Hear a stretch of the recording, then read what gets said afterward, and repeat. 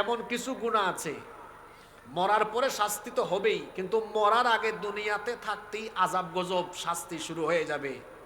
এমন কিছু পাপ আছে, এই পাপ করলে মরার আগেই শাস্তি শুরু হবে। কার তরফ থেকে? আল্লাহর পক্ষ থেকে।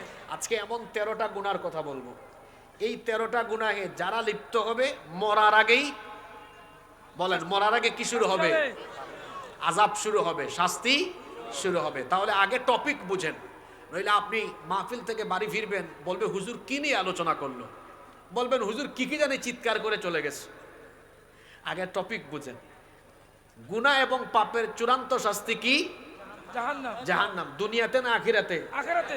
দুনিয়াতে কিছু লাগবে না, দুনিয়াতেও কিছু লাগবে। এমন কিছু পাপ আর গুনাহ আছে যেই পাপ বা গুনাহ করলে মরার আগেই দুনিয়াতে শাস্তি দেওয়া হবে। এইরকম 13টা পাপ নিয়ে আজকে আমি কথা বলবো। যে 13টা পাপের শাস্তি শুরু হবে কোথায়? দুনিয়াতে। সবাইকে পুরুষ মানুষের মতো বলতে হবে, এই 13টা পাপের শাস্তি শুরু হবে কোথায়? দুনিয়াতে। হতে পারে কোনো একটা পয়েন্ট আমার সাথে আপনার সাথে মিলতে পারে, মিললে আমরা কি করব? তওবা করব।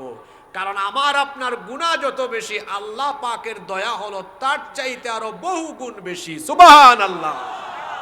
হতে পারে মিলবে, কিন্তু আমরা মিলে গেলে তওবা করে বাড়ি চলে যাব ইনশাআল্লাহ। তাইলে আজকে আমরা এমন 13টা গুনাহ নিয়ে আলোচনা করব যেই গুনার শাস্তি শুরু হবে কোথায়? জোরে বলেন কোথায়?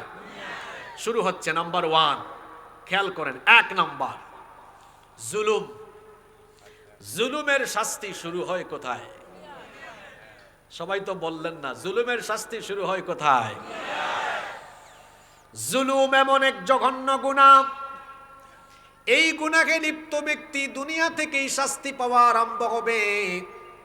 আল্লাহ তাআলা বলেছেন, ইয়া ইবাদি ইন্নী হারামতুয যুলমা আলা নাফসি, হে আমার বান্দারা শোনো, আমি আল্লাহ নিজেই জুলুম হারাম করেছি। সুতরাং আমি তোমাদেরকে বলছি, ফালা তাযালামু, কারো উপরে জুলুম করো না। কারণ জুলুম এমন এক মারাত্মক অপরাধ, আখিরাতে তোমাদেরকে জাহান্নামের আযাব দেওয়ার আগে দুনিয়াতেই আমি তোমাদেরকে এর শাস্তি দেওয়া আরম্ভ করব।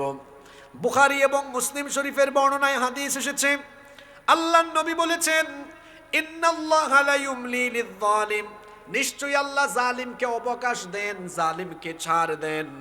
ফাইদা আখাযাহু লাম ইউফলিতহু, কিন্তু আল্লাহ তাআলা জালিমকে যখন ধরেন তখন আর ছাড়েন না।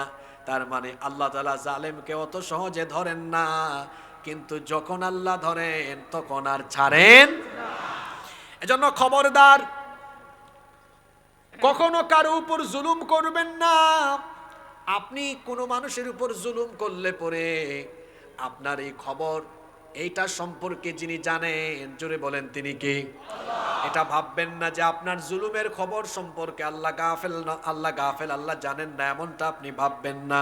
কোরআনে কারীমের 14 নম্বর সূরা, সূরা ইব্রাহিমের 42 নম্বর আয়াতে আল্লাহ তাআলা বলছেন, ওয়ালা তাহসাবান্নাল্লাহু গাফিলান আম্মা ইয়ামালুয الظالمون إنما يؤخرهم ليوم تشخص فيه الأبصار।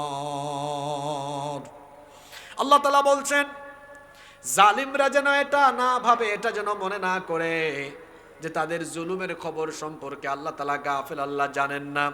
বরং সকল জালেমের জুলুম সম্পর্কে যিনি অবগত, গলার আওয়াজ বড় করে বলেন তিনি কে? সেই আল্লাহ তাআলা জুলুমের শাস্তি যখন দেওয়া আরম্ভ করেন তখন তিনি বড় কঠোর ভাবে আযাব দেওয়া আরম্ভ করেন। এজন্য আল্লাহ তাআলা কোরআনে কারীমের 22 নম্বর সূরা, সূরা হজের 45 নম্বর আয়াতে বলছেন, ফাকাআইয়িম মিন ক্বরয়াতিন আহলাকনাহা ওয়া হিয়া যালিমাতুন ফাহিয়া খাফিয়াতুন আলা উরুশিহা ওয়া বিইরিম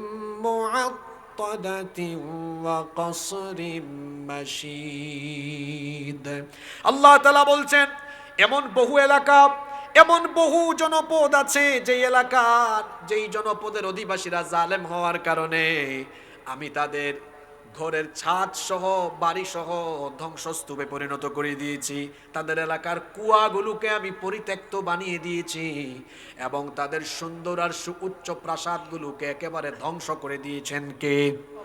কোরআনে কারীমের 29 নম্বর সূরা সূরা আনকাবুতের 40 নম্বর আয়াতে আল্লাহ তাআলা বলছেন, ফাকুল্লান আখাযনা বিযামবিহি ফামিনহুম মান আরসালনা আলাইহি হাসিবা ওয়া মিনহুম মান أخذته الصيحة ومنهم من خسفنا به الأرض ومنهم من أغرقنا وما كان الله ليظلمهم ولكن كانوا أنفسهم يظلمون الله تعالى বলছেন, আর প্রত্যেককে আমি তাদের জুলুমের কারণে ধরেছি, পাকড়াও করেছি।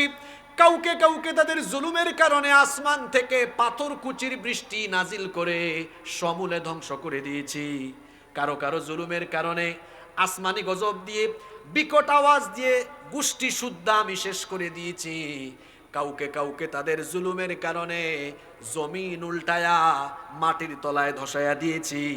আবার ওয়ামিন হুম্মান আগরাকনা, কাউকে কাউকে তাদের জুলুমের কারণে পানিতে ডুবায়া মেরেছি।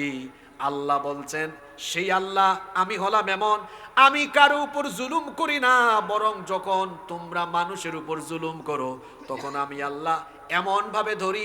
আল্লাহ তাআলা সূরা বুরুজে বলেছেন, ইন্না বাতশা রাব্বিকা লাশাদীদ, নিশ্চয়ই আল্লাহর ধরা বড় কঠিন। জালিমদেরকে আল্লাহ এত সহজে ধরেন না, ধরেন না, ধরেন না। যখন আল্লাহ ধরেন তখন আর ছাড়েন না। নমরুদের মতো জালিমকে আল্লাহ ধরে না, ধরে না, ধরে না, কিন্তু যখন আল্লাহ ধরেছেন তখন আল্লাহ ছাড়েন নাই, জুতার বাড়ি খাওয়ায়া দুনিয়া থেকে বিদায় করে দিয়েছেন। ফেরাউনের মতো শয়তানকে আল্লাহ ধরেন নাই, এই জালিমকে আল্লাহ যখন ধরেছেন, এই যে একটু আগে যে সূরা আনকাবুতের 40 নম্বর আয়াতটা আমি বললাম, ফেরাউনের শানে এটা নাজিল হওয়া। ওয়ামিনহুম মান আগরাকনা, কাউকে কাউকে আমি পানিতে ডুবায়া শেষ করে দিয়েছি। ফেরাউনের মতো জালিমকেও আল্লাহ ধরেন না, ধরেন না, ধরেন না, কিন্তু যখন আল্লাহ ধরেন তখন আর ছাড়েন না, এই পানিতে ডুবায়া মেরেছেন। আমার দেশেও যে ফেরাউনের দল ছিল, এদেরকে আল্লাহ ধরেন না, ধরেন না, ধরেন না, ধরেন না। যখন আল্লাহ ধরেছেন আর বাংলাদেশে রাখেন না, একেবারে মামু বাড়ি পৌঁছায়া দিয়েছে। সম্মানিত ভাইয়েরা, পৃথিবীতে কোন জালিম শান্তিতে মরতে পারে নাই, কোন জালিমের বিদায় সুন্দরভাবে হয় নাই। আমার দেশে 15 বছর যারা আলেমদের চোখের পানি ঝরিয়েছে, যারা মানুষের উপরে জুলুম নির্যাতন করেছে, তারা চোরের মতো দেশ থেকে পালিয়ে গিয়েছে।